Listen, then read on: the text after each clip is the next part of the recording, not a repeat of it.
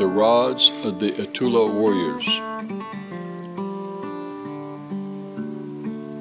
By the Itula River, the Cherokee people of Itula thrived.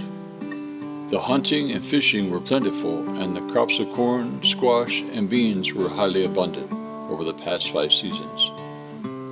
Onet Lanuhi, the Creator, had been kind to the people.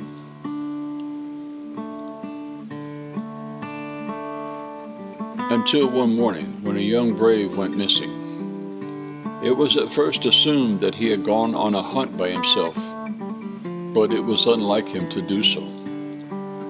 3 mornings later, a young girl went missing and her family was very upset.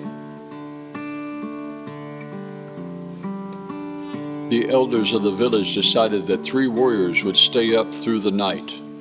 2 nights later, the warriors noticed a strange red light that seemed to be approaching the village from the river.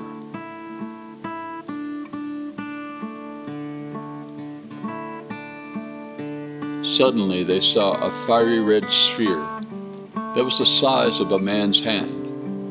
It floated up to the village as they shouted to the people to wake up.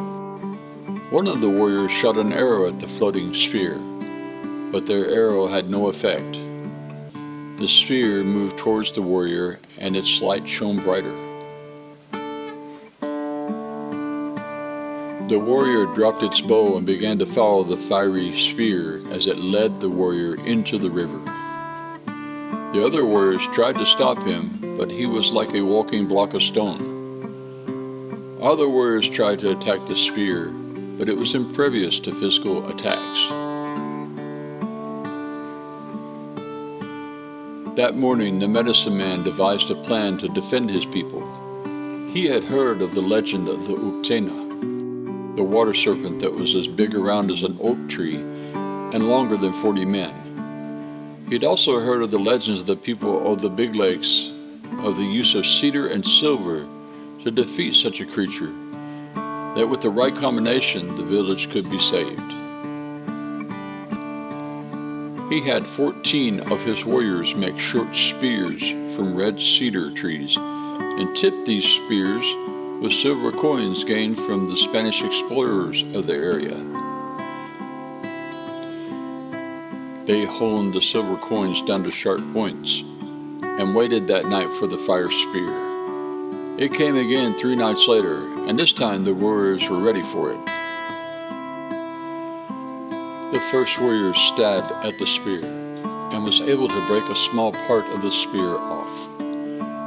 But he was immediately under the spear's control and started following it into the river. But then another warrior struck, and once again a small piece of the spear fell off, and the second warrior began to follow the spear.